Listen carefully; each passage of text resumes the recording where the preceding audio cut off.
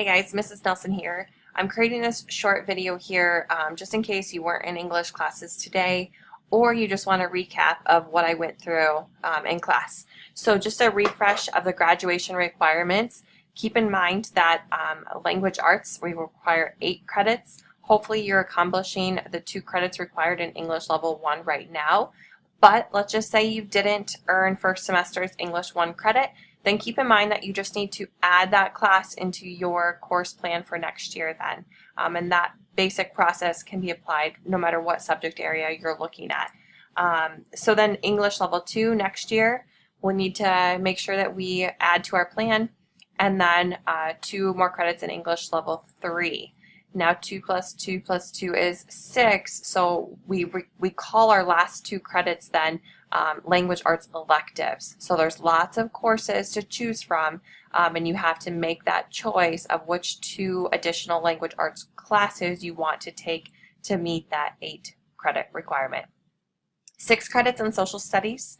So American history used to be a standard sophomore year requirement.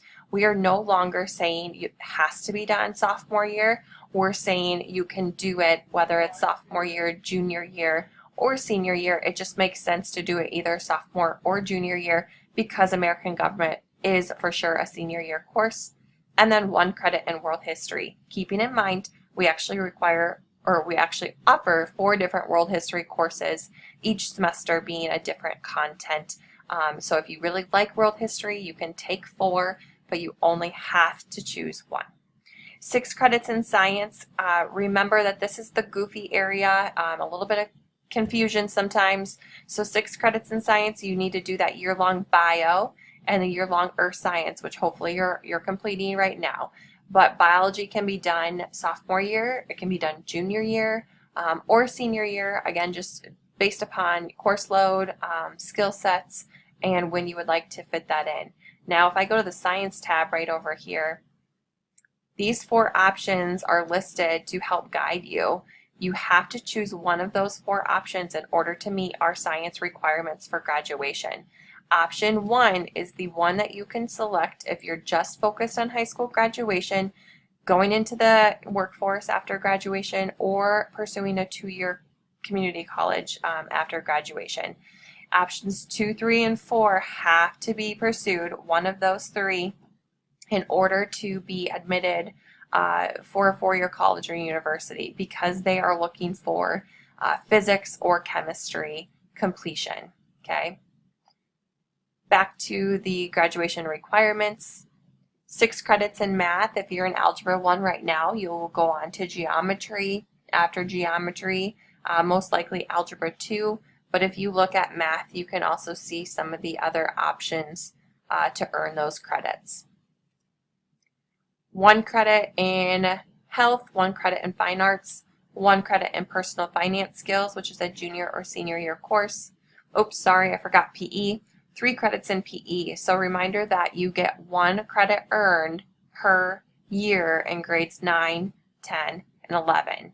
Okay, you can take it both semesters, that's fine, but you have to take it at least once, 9th grade, once 10th grade, once 11th grade. Now come senior year, you're also expected to take PE unless you would qualify for the waiver. You have to be out for an athletic sports team or marching band, and the waiver would be sufficient.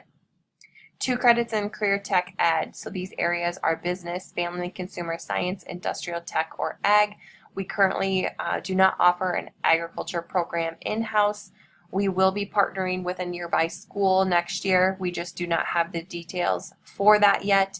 So if a student is interested in taking an ag class, I would just like them to communicate with me so that once we do have details figured out, that we can touch base and figure out where to go from there.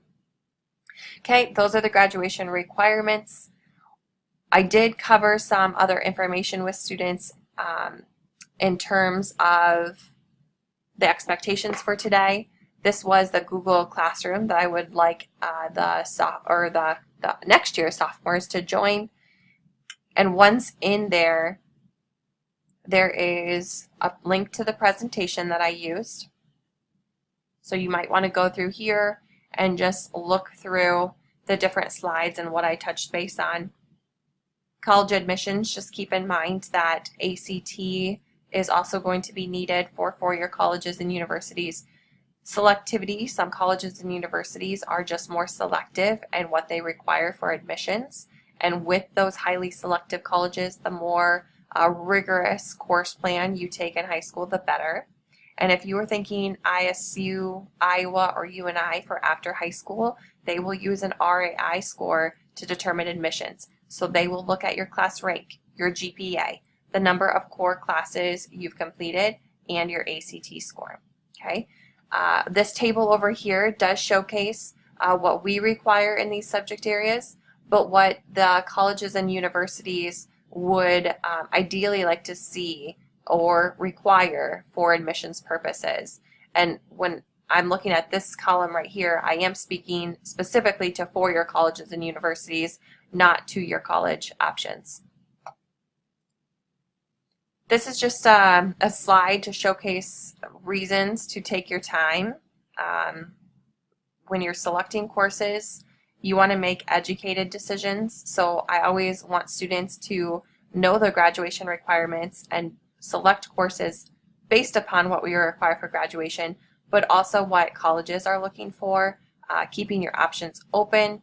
You don't want to not take something but then regret it when you can't get admitted to a college you're trying for, come senior year. Yes, we want to look at career plans and keeping in mind what you're interested in doing in the future, but I often find that students don't know what they don't know. So the only way that you're really going to have a better idea of your interest is to immerse yourself in those learning experiences. Explore the curriculum guide, read course descriptions, know what is all available to you. We have great options here at Spirit Lake High School, and I just feel like sometimes courses are overlooked for whatever reason. So take a look at the curriculum guide, read through those subject areas, and I really encourage you to branch out, try something new, take an academic risk, and see it could really benefit you in the long run. We will be updating our four-year plans. Your four-year plan is the best option for you to know what you've completed and know what else you need to complete for graduation requirements. If your four-year plan is updated and it's done accurately, it is a fantastic guide. Students, remember this needs to be shared with a parent. So find out their email address. If you don't know it, contact me. I can probably help you out with that. But we do want this also in the possession of your parent or guardian.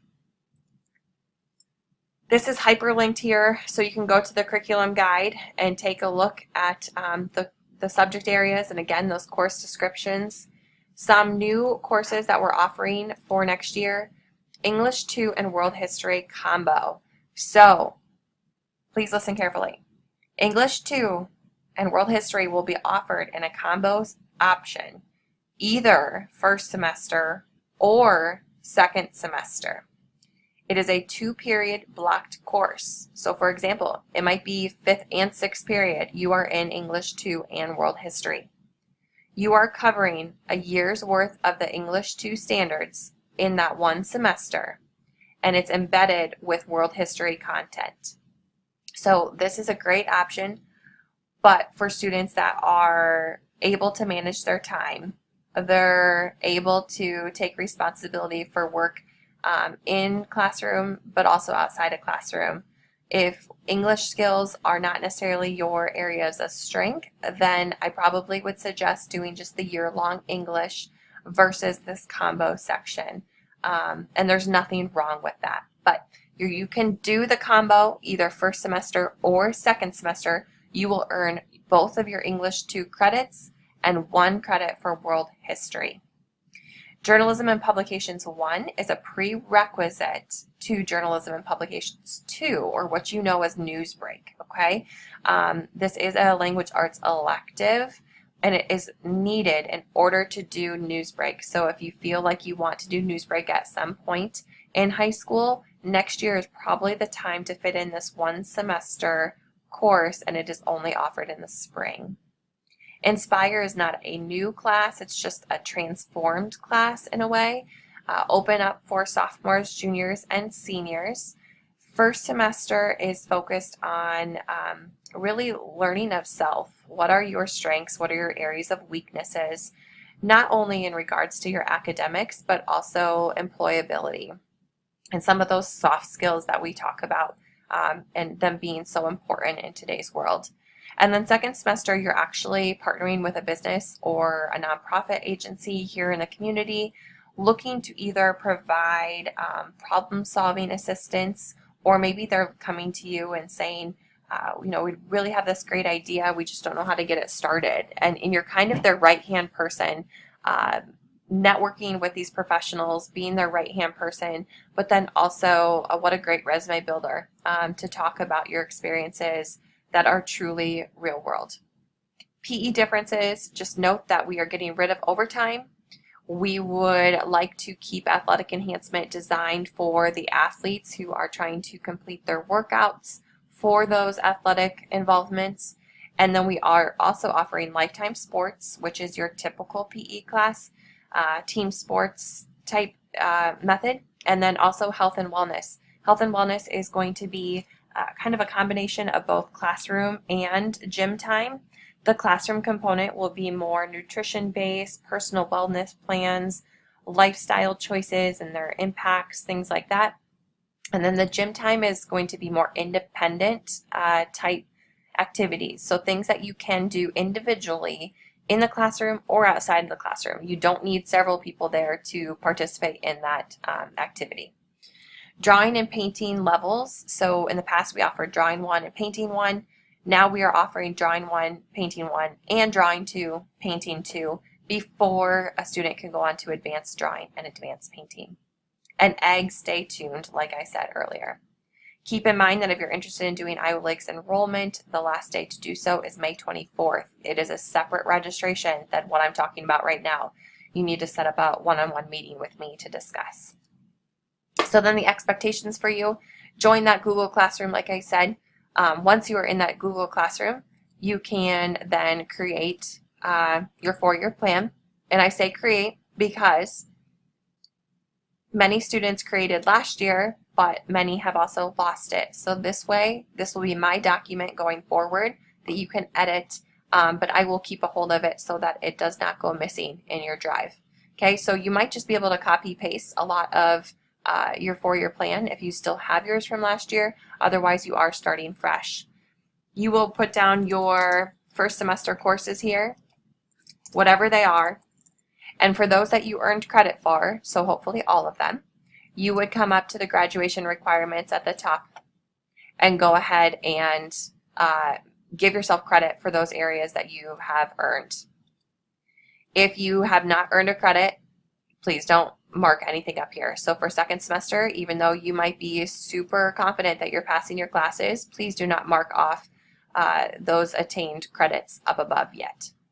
Give me 1 to 2 sentences here about what your plans are for after graduation. And then you can begin planning out sophomore year, junior year, and senior year, keeping these graduation requirements in mind. Okay? This sheet will be handed out tomorrow to take home. This is going to be your first semester course selections, second semester course selections, and getting it signed by a parent or guardian. Okay? This is what is needed in order to register. I made it very easy for you to list the year-long courses that you can take a look at, either the first semester courses that are options or second semester.